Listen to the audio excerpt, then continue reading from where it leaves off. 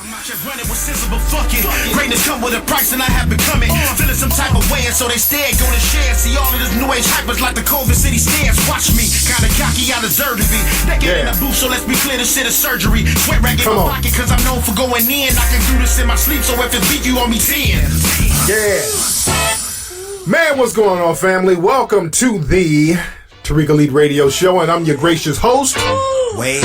I am Mr. Tariq Elite Nasheed, also known as King Flex. Dazzle the competition everywhere I tiptoe. Glad to have everybody tuning in, family. Bro, deal with it. Get off my deal pickle. And we're going to chop up some good game on today's show. We're going to get a lot of calls on today's show. Usually I get some calls, but I'm going to get a lot of calls and chop up game with the family on today's show. But what we're going to do, we're going to take a real quick commercial break, and when we come back, we're going to take calls. So the phone number is 818-850-5404, and we'll be right back right here on Tariq Elite Radio. The book, Marginalizing White Supremacy, is available now. You know, it appears that since the first election of Barack Obama, the old days and the old ways of white supremacy has reemerged and is wreaking havoc to black lives every day and in every way. So it's very important that we understand the ins and outs of white supremacy. So pick up the brand new book, Marginalizing White Supremacy, a philosophical call to action post the Obama presidency. And you can get this book at Amazon.com, you can get it at Kindle, and you can get it at Lulu.com. You can also get it at BarnesandNoble.com. Again, that book is Marginalizing White Supremacy. Are you a startup business, a musician, a small business, an artist, or just an individual who has no idea on how to market your work and get it out there, but you would like to? Check out ThreeHeadedDragonMarketing.com. At ThreeHeadedDragonMarketing.com, they give you a video training course on how to get your product out there. You can work at home. You can be your own boss. You can gain control of your life. If you don't know how to get your product out there and market it online, Three-Headed Dragon Marketing is for you. Go to ThreeHeadedDragonMarketing.com. Hey, this is Tariq Nasheed, New York Times bestselling author and producer of the critically acclaimed bestselling documentary series Hidden Colors 1, 2, and 3. I want you to join me in London on Sunday, March 15th for a live lecture at Friend's House in Houston. I'm going to be discussing the international rules of racism, so trust me, you don't want to miss it. Get tickets right now at back2blackempire.com. That's back, the number 2, blackempire.com. You are now tuning in to the King of Game, Tariq Elite on Tariq Elite Radio. I am delivered. Welcome back, family, to the Tariq Elite Radio Show. Glad to have everybody tuning in. And I'm ready to chop up some good game with the family. If you have not contributed to the Kickstarter page, go to Kickstarter.com. Check out Hidden Colors 4, family. We're at $85,000 on the Kickstarter campaign for Hidden Colors 4. So let me thank everybody who has gotten involved with the project, man. Much love and respect to you. The project is going smooth. Our goal is 100,000, so we're just 15,000 shy of that. We can get that tonight, family. So if you're listening, family, go to Kickstarter.com. Everybody listening, I got thousands of listeners. If everybody put in $2, we can get that up to 100K by tonight, and we got the wherewithal to do that. So let's go to Kickstarter.com. Type in Hidden Colors 4, and let's get that popping, family, because Hidden Colors 4 is going to be a doozy. We're going to start traveling and doing the interviews for that. We're doing it now. I did an interview with brother Jim Brown, who's one of the most thorough brothers in the world. Did an interview with him last week, chopping up some real good game. So again, you can also go to HiddenColorsFilm.com to contribute if you like. But let's see who we got on the phone. We got the phone lines lighting up. What's up? Who's calling? Hello? All right, family, y'all stop playing on the phone.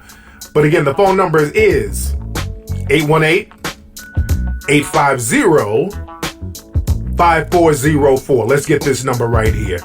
What's up? Who's calling? Yo, what's that? What's up? Who's this?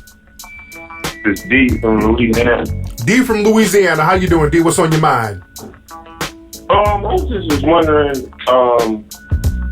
what do we have to do to build like a community with conscious people.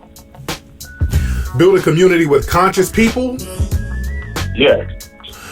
Well, the thing is, when you use the word conscious, what do you mean by conscious? Because now the so-called conscious community are full of phonies and frauds. So you got to be very careful of that, because you got a lot of dudes out here talking about they're conscious, and when you think of conscious, you think of a dude, walking around with a kente cloth and using that hotep shit. But these are some of the most fraudulent niggas you ever want to meet. So what you? I already know some of them already fraudulent, because I've worked around some of them, and I know some of them are fraudulent. Yes, indeed. So what you want, man, you want people who are going to abide by a code. You don't have to be on that hotep, triple darkness, Egyptian musk herbal tea shit. Just get a code of conduct, man, no matter what you do, and live by that code of conduct, and you'll thrive and you'll prosper. That's why I catered the Hidden Colors film to the non-conscious crowd, because the conscious crowd, number one, these motherfuckers ain't trying to break bread. They're trying to con each other out of doing shit. Number two, these are some of the most bootleggingest niggas ever. They bootleg my shit all the time. So I don't really cater to that so-called conscious community. The people that I deal with are more or less scholars, like the Umar Johnsons, the Francis Cress Welsings, the Phil Valentines. They're above the conscious community. These are real, tried and true scholars. And we have to know the difference. A conscious nigga is just a motherfucker running around here trying to debate, talking shit, ain't really doing nothing, not really building nothing. So we got to get away from that and stop being fooled by that. Real heavy stuff, man. But again, look for brothers and sisters who just want to abide by a code. It doesn't matter what they do in life. Just if you want to abide by a code of empowerment, let's roll with that. And you can find that if you start hanging around the right people and get away from some of those fake hotep niggas. You feel me? Right, I got you. All right, man, much respect. Thanks for the call, fam. Yeah, we're gonna have to chill out with the fake hotep niggas and the fake herbal tea chicks. Real shit. What's up? Who's calling? Hey, Tariq, it's Dave from Chicago. How you feel? From Chicago. How you doing, fam? I'm doing good. Hey, I was just calling in. I was wondering, you ever thought about, I don't know if you have already, but have you contributed to Dr. Umar's campaign for his school? Absolutely. I did it real early. I did it early on. And when I get some more information about what's happening, I'm going to contribute more. So yeah, I've already done that. I did that off rip. Oh, okay. That's what's good, man, because I know they're trying to shut him down. They had an incident in Baltimore where they canceled his event there. Why'd they cancel it? Well, they were saying something about he made comments about homosexuals, and that's against their policy or whatever, but I think it was bullshit. Was it a school or something? What was this? This was his, I believe it was a school, a college campus or something. I can't remember the name of the college. Okay, that sounds like something that they do at those college campuses. They put those pretend black feminists out there as the gatekeepers, and I'm pretty sure they sabotaged it. They're not real black feminists. They're pretend black feminists. They do that all the time. Years ago, at one of my lectures, what city it was, I forgot the city, and I did a show about it back in 2006.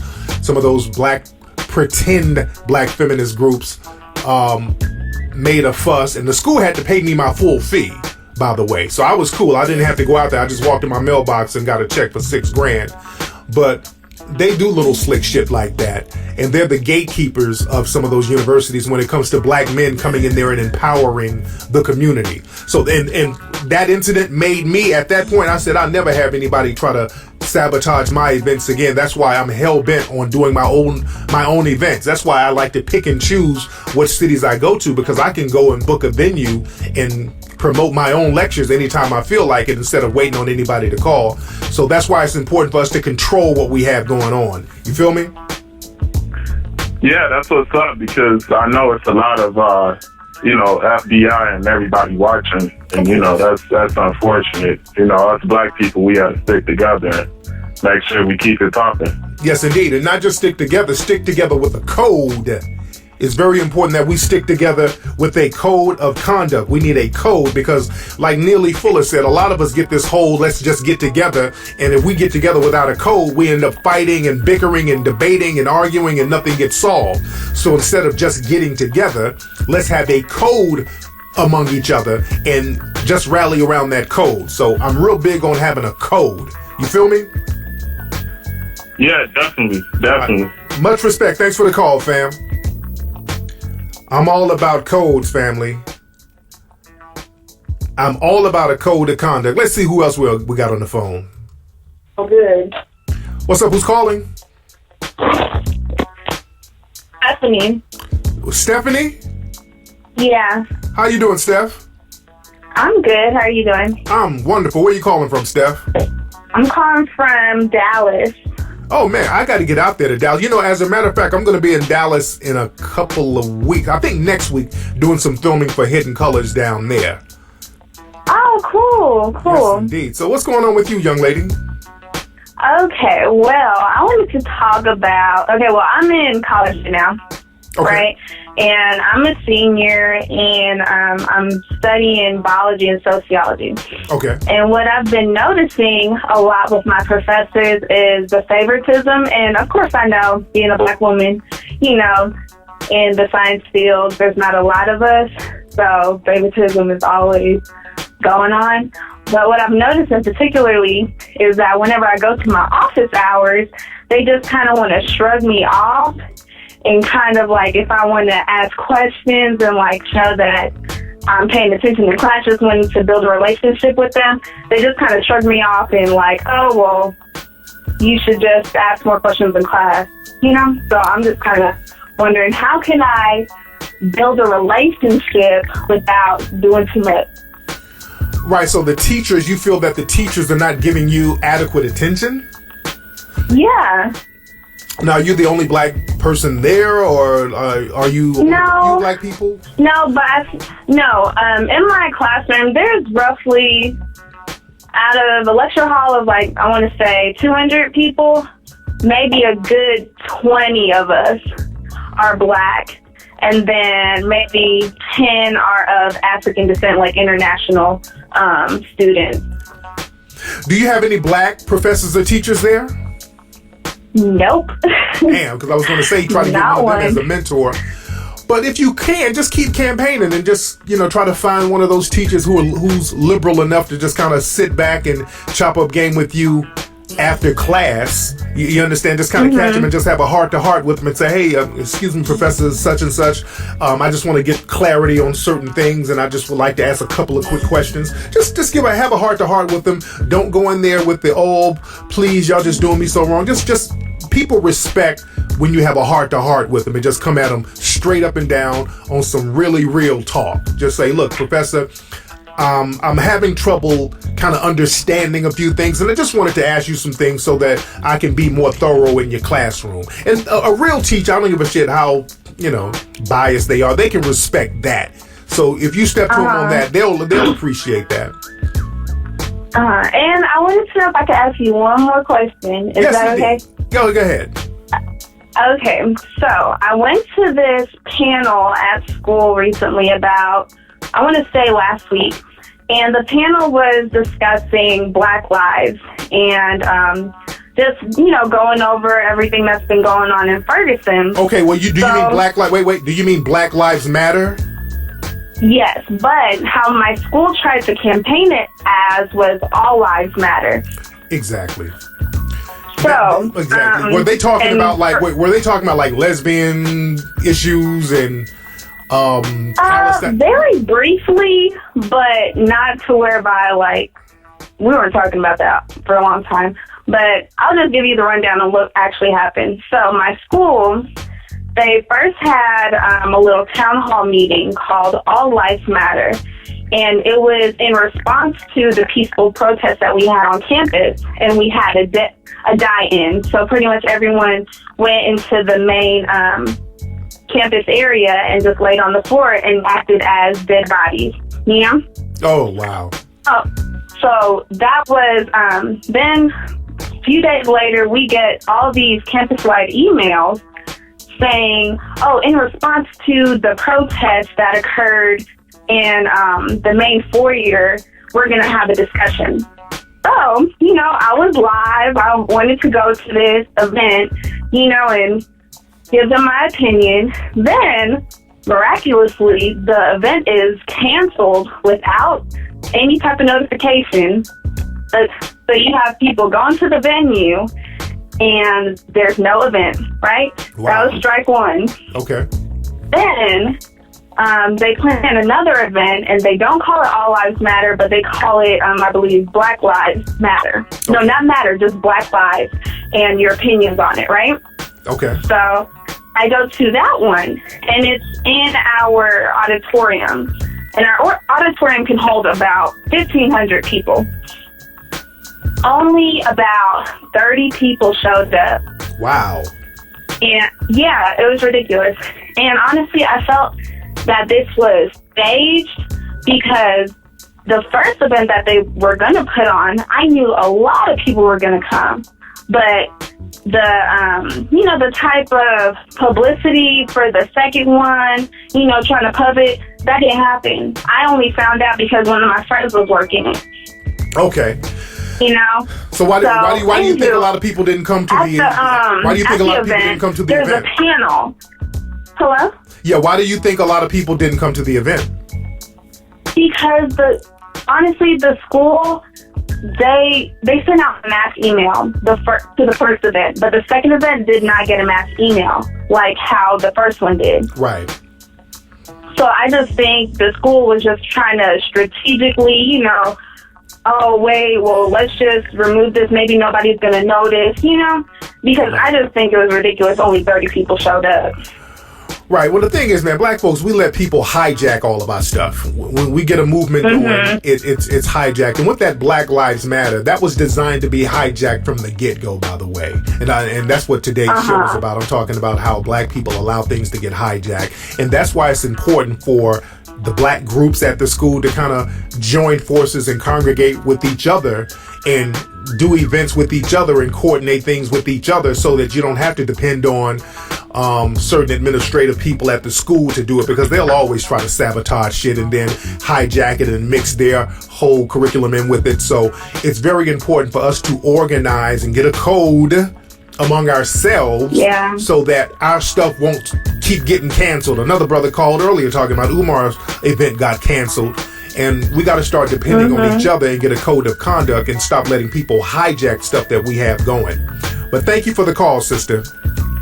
No problem. Thank you. And that's what I want to talk about today, family. We're talking about how stuff gets hijacked from us. We allow stuff to get hijacked on a regular basis. I was looking at the news earlier, and I think was it today or yesterday? There was the story with Robin Thicke. He won this lawsuit against Marvin Gaye's family. Marvin Gaye's family is going to sue Robin Thicke for using an interpretation of the song "You Got to Give It Up," "I Got to Give It Up," or "Live It Up" by Marvin Gaye. The Blurred Lines is basically a ripoff of that song, but somehow Robin Thicke was able to get away with it in court. Now, if a black person, you say some shit from another artist that remotely sounds the same, they'll sue you for all your publishing. But Robin Thicke got away with that. And the song is clearly similar to the Marvin Gaye song. It's clearly. But again, this is how the dominant society works. They set things up so they can hijack things that we have and things that we create. It's set up like that, and we got to start circling our wagons with a code to stop allowing that to happen. And just like with the whole Black Lives Matter, again, I've talked about that before on Ustream. That whole Black Lives Matter thing, that was designed to be hijacked. That was designed because the white supremacists, they're the ones who funded all of that Black Lives Matter. They funded that whole movement. That's why whenever they have these Black Lives Matter conferences at colleges, and I've had several people tell me they've been to these Black Lives Matter lectures and they talk about everything except Black lives. They go in and they talk about lesbian, gay, Palestine, abortions. They talk about everything. So you got to understand how the white supremacists work. The white supremacists, they play checkers. I mean, they play chess. They don't play checkers. The white supremacists, they think 20 steps ahead. So when the white supremacists were funding some of these so-called Ferguson protest groups, but these Ferguson protest groups weren't getting any clout or panache on the grassroots level, because the grassroots people didn't give a fuck about some of these people that y'all saw out there in Ferguson protesting on CNN. The grassroots people, because I was out there in the streets, and these people were, their mindset was totally different than those people just popping up trying to get every type of opportunity they can get to get on television. But with the white supremacists funding these groups, you have to ask why. Why were they funding these groups? Because the white supremacists understood that these movements, when you see police brutality and black folks getting shitted on and black people making noise on the streets, they learn how to co-opt that very quickly and set it up to be co-opted. So what they do, they fund and put a lot of money behind one of their groups, and they promote this hashtag all through their media. They do magazine articles on these hashtags that they control and they fund. Black Lives Matter, Black Lives Matter. Then they switch it to All Lives Matter because the white supremacists are funding that too. And then what happens is the Black Lives Matter people go around bragging about, well, we're lesbian and we're gay and we're fighting for lesbian and gay issues too. We're fighting for all lives. We're fighting for everybody. They talk about everything except black lives. And then what happens is what we saw on the Oscars the other night. The Oscars happened, and Patricia Arquette, the actress, she did a speech and she did a press conference where she talked about, and let me paraphrase, she talked about how more people should get behind women's rights and how gay people and people of color, meaning black people, should support women's rights more because women have supported people of color so much. And there was a big outcry behind that, and there should have been a big outcry because it was totally full of shit. That was them co-opting our shit, co-opting our struggle, co-opting our movements, and then using it for theirs. That whole white privilege thing, that you Negroes owe us because of all we've done for you. And people kept asking Patricia Arquette, well, who are these women you're talking about who did all this for people of color, meaning black people? Who are you talking about? Because the impression she gave was that there are all these white women out here helping these disenfranchised black folks and we owe you. That was the narrative. And who are you talking about, Patricia Arquette, and any other person who sits up here and says that all of these so-called women, meaning people in the dominant white society, have done all these things for black people? Now, I heard some people on Twitter halfway trolling, halfway trying to make a point saying, well, these women in Hollywood, they go to Haiti and help Haiti. They go to Africa and help Africa. That is the biggest crock of bullshit ever. These people go over to Haiti, Africa, and don't help shit. Going over there, dropping a grain of rice somewhere in Africa, and then coming back with billions of dollars in diamond, gold, silver, platinum, cobalt, manganese. That ain't no damn help. That's you fronting like you're helping, but you're going in there to help yourself. Please stop letting people run that honorable missionary game. I've been all over the world. I've seen how people go in playing that whole liberal missionary role, like they're going in there to help, and they end up dominating and subjugating all the people. In Hidden Colors 4, we're going to get real deep into that, by the way. We're going to get real deep in that, by the way. But when people start trying to run that, oh, we've white women, we've done so much. See, that's the white supremacists talking. And again, there are people out there, I'm not shitting on everybody, because there are people, individuals who are compassionate and they try to make a difference. But let's just talk turkey. One trick of the white supremacists is to act compassionate. There are a lot of people out here who happen to be white supremacists who go in and act like the liberal feminists, and they have the same white supremacist views as all the rest of the white supremacists.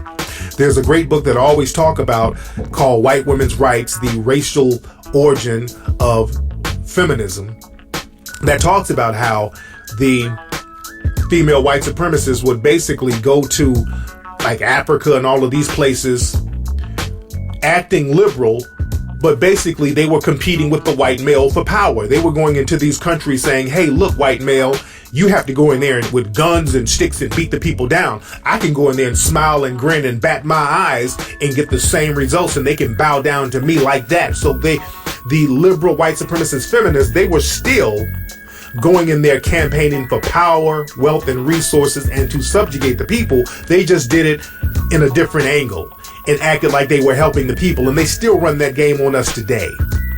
Throwing black folks a couple of crumbs here and there while taking certain resources away, that's a con game. And we got to stop falling for that con game. And we got to be on our empowerment tip and stop getting all teary-eyed when a suspected white supremacist is up in our face, skinning and grinning, acting real liberal like they're trying to help us, because a lot of times they're not. They're trying to exploit. And that's a tough pill to swallow. That's why we got to get a code of conduct and start doing for ourselves. And again, I'm not shitting on all people in the dominant society. I'm just talking about the people who believe and practice white supremacy. Let's see who we got on the phone. We got a lot of folks calling. I'm going to chop up some more game with the family. What's up? Who's calling? Yo, King Flex, this is Jimmy out of DC. Jimmy out of DC? Yes, sir. What's going on with you, Jimmy? Everything, man. I just wanted to say, big ups on everything that you're doing, man. You've inspired myself, as a young executive and the entrepreneurial ventures that I'm doing and everything, man. And big shout out to Hidden Colors too, man. Hey, much respect, man. Have you contributed to the Hidden Colors campaign? Yes, I have. I'm actually about to contribute again tonight. It's like Hidden Colors is like this. It's like paying a tithe in church, man. Yes, indeed, man. Yes, indeed. Religion, you know what I mean? Yes, sir. What kind of business you got, man? Go ahead.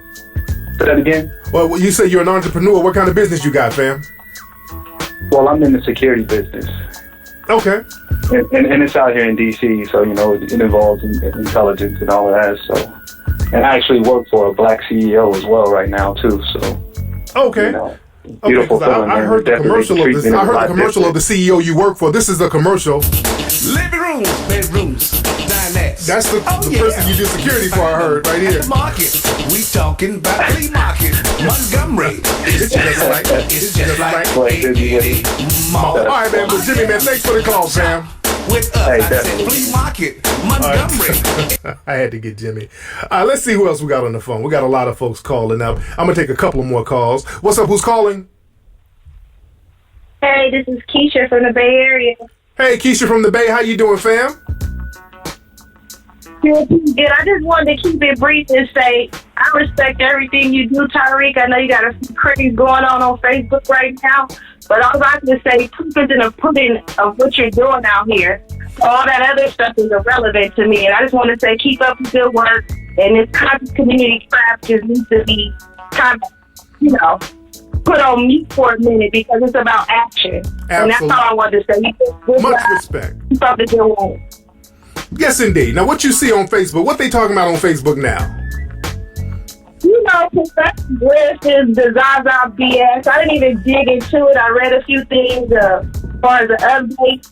But what I noticed, I see, that particular group of the conscious community always got some drama kicked up. They do. That's why I said I felt compelled to tell you, keep doing what you're doing. Much respect. Thank you so much, sister. Thank you so much. All right, honey. All right. What this sister's talking about, I might do a Ustream show tonight to kind of go into that, because there's some more fuckery, some fraudulent fuckery going on with these so-called conscious people. This is why I so try to stay away from that bullshit and just get work done. But there's some stuff I just might address. I want to do a live Ustream show tonight, just to have fun with the audience, because I haven't done a live Wednesday show in a minute. So you guys stay tuned. Later on tonight, we're going to do a live Ustream show.